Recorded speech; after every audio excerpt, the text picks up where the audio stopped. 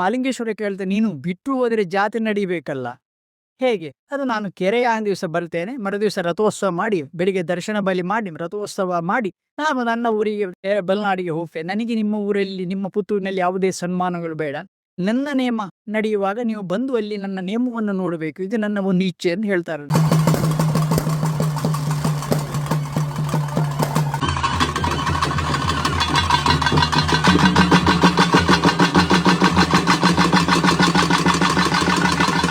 ಯಾವುದೇ ಭಾರತ ದೇಶದ ಇತಿಹಾಸದಲ್ಲಿ ಯಾವುದೇ ದೈವದ ಭಂಡಾರ ಒಳಾಂಗಣಕ್ಕೆ ಪ್ರವೇಶ ಯಾವ ದೇವಸ್ಥಾನದಲ್ಲೂ ಇಲ್ಲ.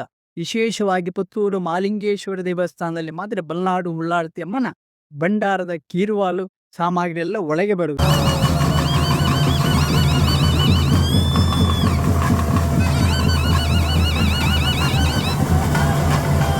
ಗುರುಗಳೇ ನಮಸ್ಕಾರ. ಮಲ್ನಾಡು ಉಳ್ಳಾಲ್ತಿಯಮ್ಮ ಪುತ್ತೂರಿನ ಸೀಮಾಧಿಪತಿ ಮಾಲಿಂಗೇಶ್ವರನ ಕ್ಷೇತ್ರಕ್ಕೆ ಬಂದಿರುವ ಶುಭ ಸಂದರ್ಭದಲ್ಲಿ ನಿಮ್ಮ ಜೊತೆ ಮಾತಾಡಲು ಸಿಕ್ಕಿದ್ದೆ ಬಹಳ ದೊಡ್ಡ ಯೋಗ. ಪುತ್ತೂರಿನ ಸೀಮಾಧಿಪತಿ ಮಾಲಿಂಗೇಶ್ವರ ದೇವರು ಮತ್ತು ಮಲ್ನಾಡಿನ ಉಳ್ಳಾಲ್ತಿಯಮ್ಮನ ನಡುವಿನ ಒಂದು ಸಂಬಂಧ, ಅದಲ್ಲದೆ ನೀವು ಎಷ್ಟು ವರ್ಷದಿಂದ ಈ ಒಂದು ಸೇವೆಯನ್ನು ಮಾಡ್ತಾ ಇದ್ದೀರಿ ಅನ್ನೋದರ ಬಗ್ಗೆ ನಮ್ಮ ವೀಕ್ಷಕರಿಗೆ ನೀವು ಮಾಹಿತಿಯನ್ನು ಕೊಡಬೇಕು ಅಂತ ಕೇಳ್ತಾ ಇದ್ದೇನೆ ಗುರುಗಳೇ. ಮಾಲಿಂಗೇಶ್ವರ ಮತ್ತೆ ಉಳ್ಳಾಳ್ತಿಯಮ್ಮನವರ ಸಂಬಂಧ ಹೇಗಾಯಿತು ಕೇಳ್ತಾ ಇದ್ದೀರಿ. ಮೊದಲಿಗೆ ವೀಕ್ಷಕ ಬಂಧುಗಳಿಗೆ ನಮಸ್ಕಾರಗಳು. ನನ್ನ ಹೆಸರು ಬಿ ಕೃಷ್ಣರಾಜ ಹೆರಡೆ ನಮ್ದಾವರ. ಪ್ರಸ್ತುತ ನಾನು ಉಳ್ಳಾಳ್ತಿ ಮಾಣಿಯಾಗಿ ಚಾಕ್ರಿ ಮಾಡ್ತಾ ಇದ್ದೀನಿ. 19 ವರ್ಷ ಚಾಕ್ರಿ ಈ ಇವತ್ತಿಗೆ ಮುಗಿದಿದೆ.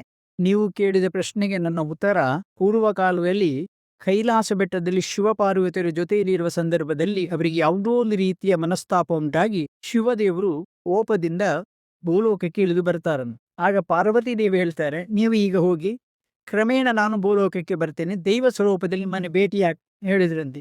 ಯಾಕಂದ್ರೆ ಮಾಲಿಂಗೇಶ್ವರ ದೇವರು ಭೂಲೋಕಕ್ಕೆ ಬಂದಿದ್ದಾರೆ.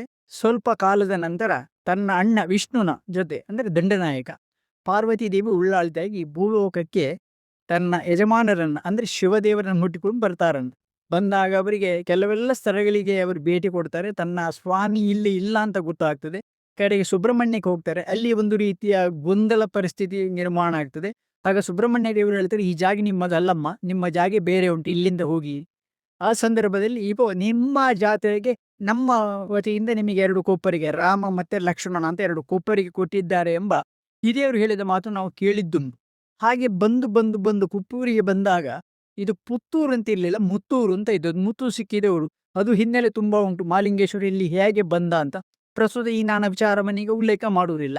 ಅಂದಾಗ ತನ್ನ ಸ್ವಾಮಿ ಇವರೆಂತ ಗೊತ್ತಾಗುತ್ತೆ, ಇಲ್ಲಿ ಜೊತೆಯಾಗಿ ಇರ್ತಾರೆ. ಇವರು ಬರುವ ಮೊದಲು ಪುತ್ತೂರಿನಲ್ಲಿ ಸೋಮವಾರ ಪೂಜೆ ಮಾತ್ರ ಇತ್ತಂತೆ. ಈ 9 ದಿನದ ಜಾತ್ರೆ, ದರ್ಶನ ಬಲಿ, ಕೆರೆಯಾಯನ, ಭೇಟಿ ಆಗುವಂಥದ್ದು ಯಾವುದೂ ಇರಲಿಲ್ಲ.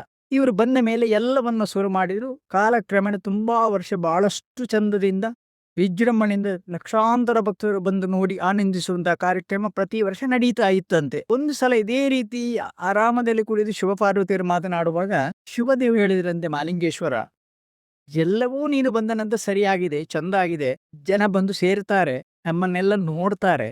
ಆದರೆ ಬಂದ ಭಕ್ತರೆಲ್ಲ ನಿನ್ನನ್ನೇ ನೋಡುದು, ನಿನ್ನ ಹತ್ರವೇ ಪ್ರಾರಂಭದಲ್ಲಿ ಮಾತಾಡುದು, ತದನಂತರ ನನ್ನಲ್ಲಿ ಬರುವುದು ಅಂತ ಹೇಳ್ತಾರಂತೆ. ಆಗ ಪಾರ್ವತಿ ದೇವಿಗೆ ನಗು ಬರ್ತದೆ. ಓ, ನಿಮ್ಮ ಇಚ್ಛೆ ನನ್ನಿಂದ ನಿಮ್ಮ ಗೌರವಕ್ಕೆ ಕುಂದು ಅಂತ ಇದೆ.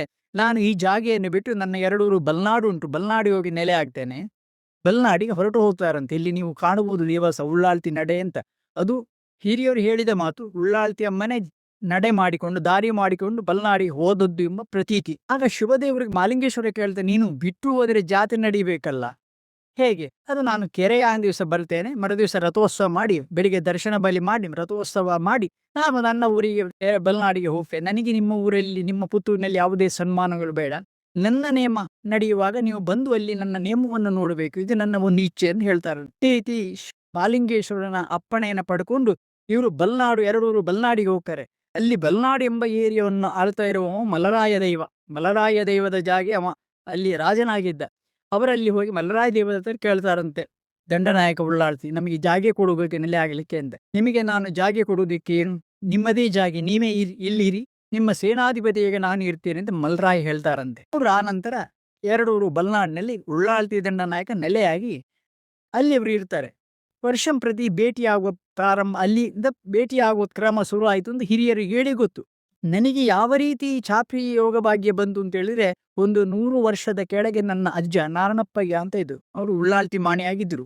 ಅವರು ನಮ್ಮ ರೀತಿ ಉಳ್ಳಾಲ್ತಿ ಮಾಣಿ ಆದವರಲ್ಲ. ಅವರು 104 ಡಿಗ್ರಿ ಜ್ವರದಲ್ಲಿ ಮಲಗಿದಂತ ಬ್ರಾಹ್ಮಣ ಎದ್ದು ಓಡಿ ಹೋದವರು. ಕಾಜೋ ಕರೆದು ಉಳ್ಳಾಲ್ತಿ ಸ್ಥಾನಕ್ಕೆ ಹೋಗಿ ನಿಂತು ಉಳ್ಳಾಲ್ತಿ ಮಾಣಿ ಆದವರು. ನಮ್ಮನ್ನೆಲ್ಲ ಕಟ್ಟಿದ ನಿಯಮದಲ್ಲಿ ನಿಲ್ಲಿಸಿ ಮಾಣಿ ಮಾಡಿದಂತೇವೆ. ನಾನು ಅವರಂತ ಒಂದು ಅಪರೂಪದ ಮಾಣಿ ನಾವಲ್ಲ. ಅವರ ಕುಟುಂಬ ನಮಗೆ ಬೇಕು ಅಂತ ಕಂಡು ಬಂದ ಪ್ರಕಾರ ಅವರ ನಂತರ ಕಾಲಾನುಭಾಗದಲ್ಲಿ 1960ನೇ ಇಸವಿಯಲ್ಲಿ ಬಲ್ನಾಡಿಂದ ನಮ್ಮ ಆಗ ಪಾಣೆಮೂರು ಪೇಟೆಯಲ್ಲಿ ನಮ್ಮ ಮನೆ ಇತ್ತು. ನನಗೆ 10 ವರ್ಷ ಪ್ರಾಯ. ಮನೆಗೆ ಬಂದಿದ್ರು. ನಮ್ಮ ತಂದೆಯವ್ರ ಹತ್ರ ಕೇಳಿದ್ರು, ನೀವು ಬಂದು ಚಾಕ್ರಿ ಮಾಡಬೇಕು, ಪ್ರಶ್ನೆ ತಿಂದನೆಲ್ಲ ಕಂಡು ಬಂದಿದೆ ಅಂತ. ನಮ್ಮ ತಂದೆಯವರು ಒಪ್ಪಲಿಲ್ಲ. ನಮಗೆ ಅದೆಲ್ಲ ಬೇಡ, ಉಳ್ಳಾಲ್ತಿ ಅಮ್ಮನ ಅನುಗ್ರಹ ಮಾತ್ರ ಸಾಕು ಕೇಳಿ ಅವರನ್ನು ಕಳಿಸಿದ್ರು. 1964ರಲ್ಲಿ ಪಾಣೆಮೂಡೂರು ಬಿಡಬೇಕಾಗಿ ಬಂತು. ನಂದಾವರದಲ್ಲಿ ಮನೆ ಮಾಡಿದ್ರು. ಮಾರುತಿ ದೇವಸ್ಥಾನದ ಎದುರುಗಡೆ ಇವತ್ತಿಗೂ ನಮ್ಮ ಮನೆಯಲ್ಲಿ ಉಂಟು. 72ನೇ ಇಸ್ವಿಗೆ ಪುನಃ ಅಲ್ಲಿ ಬಲ್ನಾಡಿಂದ ಜನ ಬಂತು. ಆಗ ನಮ್ಮ ತಂದೆಯವರು ತೀರಿ ಹೋಗಿದ್ದಾರೆ 71 ಇಸ್ವಿಯಲ್ಲಿ. ನಾನು ಊರಲ್ಲಿ ಇರಲಿಲ್ಲ. ನಮ್ಮ ತಾಯಿಯವರು ಒಪ್ಪಲಿಲ್ಲ. ಮಕ್ಕಳು ಸಣ್ಣವರು, ನಮಗೆ ಅವರ ಅನುಗ್ರಹ ಮಾತು ನಾವು ಮನೆಯಲ್ಲಿ ಮಾಡುವವರು ಯಾರು ಇಲ್ಲ ಅಂತ ಹೇಳಿ ಕಳಿಸಿದ್ರು. ಬೇರೆ ಬೇರೆ ರೀತಿಯ ಮಾಣಿಗಳ ಬಂದು ಹೋಗಿದ್ದಾರೆ. ಆದರೆ ನಾಲಿಂಗ ಭಟ್ಟರು ಎಂಬ ಒಂದು ಪಾತ್ರಿ ಹವ್ಯಕ ಬ್ರಾಹ್ಮಣ, ಅವರು ನಮ್ಮ ನಾರಣಪ್ಪನ ಶ್ರೇ ಸಮರ್ಥ ಪಾತ್ರಿ ಎಂದು ಹೇಳುವುದು ಕೇಳಿದ್ದೇವೆ.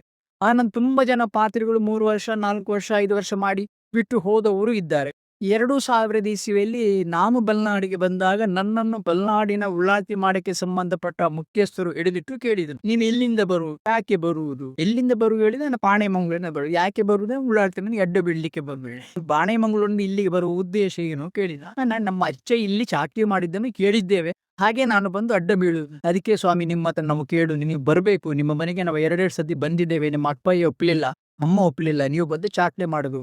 ನನ್ನ ವಸ್ತುಸ್ಥಿತಿಗೂ ಈ ಚಾಕರಿಗೂ ಹೊಂದಾಣಿಕೆ ಆಗೋದಿಲ್ಲ. ಅದ್ರಲ್ಲಿ ನಾನು ನಗಾಡಿ ಬಿಟ್ಟು ಹೋದೆ.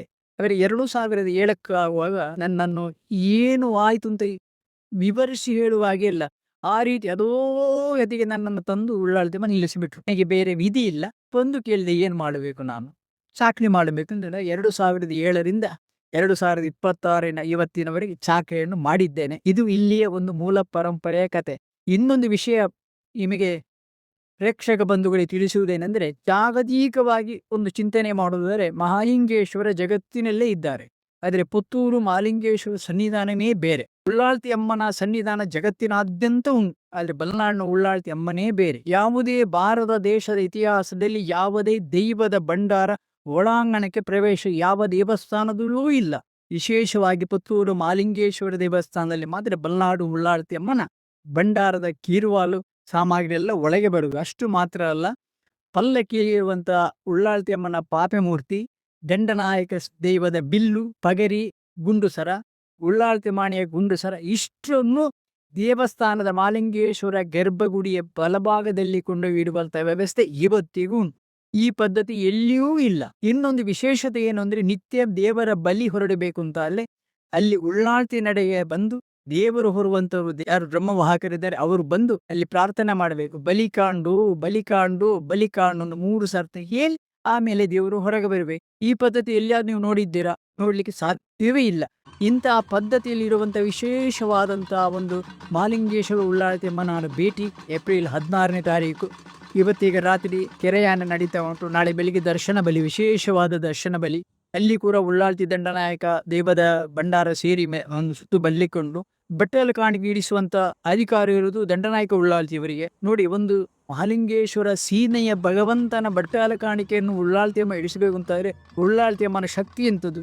ನಿಮಗೆ ಒಂದು 2-3 ವರ್ಷದ ಕೆಳಗೆ ಒಳಕುಂಜದವರು ಒಂದು 22 ವರ್ಷ ಪ್ರಶ್ನೆ ಚಿಂತನೆ ಮಾಡಿದ್ದಾರೆ. ಅವರು ಒಂದು ಮಾತನ್ನು, ಅವರು ಮುರಳಿ ಕೃಷ್ಣ ಅಂತ ಅವರ ಹೆಸರು, ಅವರು ಒಂದು ಮಾತು ಹೇಳಿದ್ದಾರೆ, ನಾನು ಉಳ್ಳಾಲ್ತಿ ಅಮ್ಮ ಅಂತ ಹೇಳುವುದೇ ಇಲ್ಲ. ಸೇರಿದ ಸಭಿಕರಿಗೆ ಒಮ್ಮೆ ಆಕ್ಷೇಪಿದ್ದೀವಿ, ಯಾಕೆ ಈ ರೀತಿ ಮಾತಾಡ್ತಾರೆ? ನಾನು ಉಳ್ಳಾಲ್ತಿ ಅಂತ ಹೇಳುವುದಿಲ್ಲ, ಅದು ಸಾಕ್ಷಾತ್ ಪರಮೇಶ್ವರಿ ಪಾರ್ವತಿ ಜಗಜ್ಜನನಿ. ಬಿಟ್ರೆ ಗರ್ಭಗುಡಿಯ ಹಿಂಭಾಗದಲ್ಲಿ ಒಂದು ಕಲ್ಲಿನ ದ್ವಾರ ಉಂಟು ಕೇಳಿದ್ರು. ಪ್ರಧಾನ ಅರ್ಚಕರು ಉಂಟು ಅಂತ ಹೇಳಿದ್ರು. ನೀವು ನೋಡುವ ಭೇಟಿ ವರ್ಷಕ್ಕೆ 1 ನೀವು ನೋಡುವಂತಹದ್ದು. ಮಹಾಲಿಂಗೇಶ್ವರ ಮತ್ತೆ ಉಳ್ಳಾಲ್ತಿ ಅಮ್ಮನು ನಿತ್ಯ ಭೇಟಿ ಮಾಡ್ತಾರೆ. ನಾಳೆಗೆಂದು ಒಂದು ತುಪ್ಪದ ದೀಪವನ್ನು ಅಲ್ಲಿ ದ್ವಾರದ ಒಳವಾಗಿ ಹಚ್ಚಿಡಿ ಅಂತ ಅವರು ಸೂಚನೆ ಕೊಟ್ಟಿದ್ದಾರೆ. ಇಂತಹ ಪರಮ ಪವಿತ್ರ ಕ್ಷೇತ್ರ. ಇನ್ನೊಂದು ವಿಷಯ, 27, 22 ಇದೇ ತಿಂಗಳಲ್ಲಿ ನೇಮ ನಡೆಯುತ್ತದೆ ಬಲ್ನಾಡಿನಲ್ಲಿ. 27ಕ್ಕೆ ರಾತ್ರಿ ಭಂಡಾರದು, 28ಕ್ಕೆ ಬೆಳಿಗ್ಗೆ ದಂಡನಾಯಕನ ವಲ್ಲಸರಿ ಸಿರಿಮುಡಿ ನೇಮ, ಆಮೇಲೆ 11 ಗಂಟೆನ 3 ಗಂಟೆ ಉಳ್ಳಾಲ್ತಿ ಅಮ್ಮನ ನೇಮ ನಡಾವಳಿ ನಡೆಯುತ್ತದೆ. ಆ ನೇಮ ನಡಾವಳಿ ನಡೆಯುವ ಸಂದರ್ಭದಲ್ಲಿ ಉಳ್ಳಾಲ್ತಿ ಅಮ್ಮನ ಮಾಡಾರಮನೆ ಮುಂಭಾಗದಲ್ಲೊಂದು ಮಾಲಿಂಗೇಶ್ವರ ಕಟ್ಟೆ ಎಂದು ಉಂಟು. ಆ ಕಟ್ಟೆಯಲ್ಲಿ ಇವತ್ತಿಗೂ ಅದೃಶ್ಯ ರೂಪದಲ್ಲಿ ದೇವರು ಸ್ವಾಮಿ ಮಾಲಿಂಗೇಶ್ವರ ಬಂದು ನೇಮ ನೋಡ್ತಾರೆ ಎಂಬ ಪ್ರತೀತಿ ಕೂಡ ಉಂಟು. ಇಂತಹ ವಿಚಿತ್ರವಾದ ವಿಶೇಷವಾದ ಪಾರಂಪರ್ಯ ಇರುವಂತಹ ಕ್ಷೇತ್ರ ಬಲ್ನಾಡು ಮತ್ತೆ ಹೊತ್ತೂರು. ಇಂತಹ ಸೀಮೆಯಲ್ಲಿ ಹುಟ್ಟಿದ ನಾವೆಲ್ಲ ಪುಣ್ಯಾತ್ಮರು. ಚಾಕರಿ ಮಾಡುವ ನಾನು ಇನ್ನಷ್ಟು ದೊಡ್ಡ ಪುಣ್ಯಾತ್ಮ. ನೀವು ಬಂದು ಸೇರಿ ಜಾತ್ರೆಯನ್ನು ನೋಡುವಂಥವ್ರು ಪುಣ್ಯಾತ್ಮರು. 27 ನೇಮ ನಡೀತಿದೆ ಬಲ್ನಾಡಿನಲ್ಲಿ. ಹೆಂಗಸರಿಗೆ ಬರಲಿಕ್ಕೆ ಇಲ್ಲಮ್ಮ, ಪ್ರವೇಶ ಇಲ್ಲ. ಗಂಡಸರು ಬರ್ಬೋದು, ಯಾಕೆಂದ್ರೆ ಹೆಂಗಸರು ಉಳ್ಳಾಲ್ತಿ ನೋಡಬಾರ್ದು ಎಂಬ ಪ್ರತೀತಿ ಇದೆ. ಆದ ಕಾರಣ ಹೆಚ್ಚಿನ ಸಂಖ್ಯೆಯಲ್ಲಿ ಬನ್ನಿ, ನೇಮ ನಡಾವಳಿ ನೋಡಿ ಉಳ್ಳಾಲ್ತಿಮ್ಮನ ಕೃಪೆಗೆ ನೀವು ಪಾತ್ರರಾಗಿ ಅಂತ ನನ್ನ ವಿನಂತಿ. ಗುರುಗಳೇ, ನಮ್ಮ ಯೋಗ ಅಂತ ಹೇಳ್ಬೋದು, ವೀಕ್ಷಕರ ಯೋಗ. ಉಳ್ಳಾಲ್ತಿ ಮಾಣಿಗಳಾದ ನಿಮ್ಮ ಬಳಿ ಉಳ್ಳಾಲ್ತಿ ಅಮ್ಮ ಮತ್ತೆ ಮಾಲಿಂಗೇಶ್ವರನ ಒಂದು ಸಂಬಂಧ, ಮತ್ತೆ ನೀವು ಎಷ್ಟು ವರ್ಷದಿಂದ ಈ ಒಂದು ಸೇವೆಯನ್ನು ಮಾಡ್ತೀರಿ ಅನ್ನೋ ಒಂದು ವಿಷಯವನ್ನು ನಮಗೆ ತಿಳ್ಕೊಳ್ಳೋದೇ ನಮ್ದು ಯೋಗ. ತುಂಬಾ ಧನ್ಯವಾದಗಳು ಗುರುಗಳೇ. ಎಲ್ಲರಿಗೂ ಒಳ್ಳೇದಾಗಲಿ, ಸನ್ಮಾನಗಳು. ತುಂಬಾ ಧನ್ಯವಾದಗಳು. ಕಿನೋಭವನ್.